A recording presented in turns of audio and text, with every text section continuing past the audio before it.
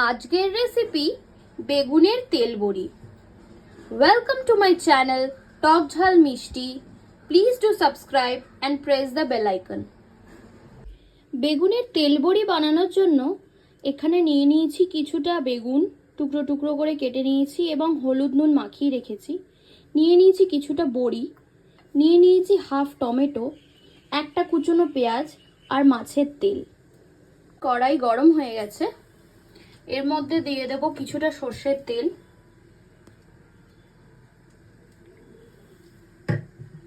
দিয়ে দেবো এর মধ্যে বড়িগুলো, দিয়ে ভেজে তুলে রাখবো।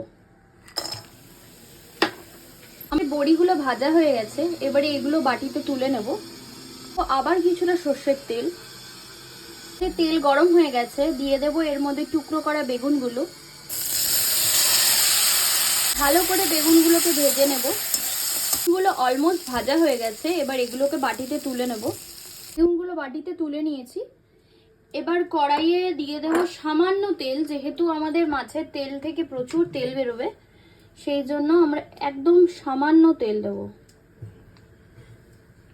তেলটা গরম হয়ে গেছে, এবার এর মধ্যে দিয়ে দেব কুচনো পেঁয়াজ, দিয়ে দেব সামান্য নুন। পেঁয়াজটাকে ভালো করে ভেজে নেব। পেঁয়াজটা আমাদের বাদামি করে ভাজা হয়ে গেছে, দিয়ে দেব এর মধ্যে কুচনো টমেটো, ভালো করে মিশিয়ে নেব। দিয়ে দেবো এর মধ্যে মাছের তেল। মাছের তেলটা আমি এখানে টুকরো টুকরো করে কেটে নিয়েছিলাম। দিয়ে দেবো সামান্য হলুদ, দেবো সামান্য নুন, দেবো সামান্য চিনি। এবার এটা ভালো করে কষাবো। দিয়ে দেবো একটা চেরা কাঁচা লঙ্কা, দিয়ে দেবো সামান্য কাশ্মীরি মির্চ, ভালো করে মিশিয়ে নেব। দিয়ে দেবো এর মধ্যে ভেজে রাখা বেগুনগুলো, আবারও ভালো করে মিশিয়ে নেব।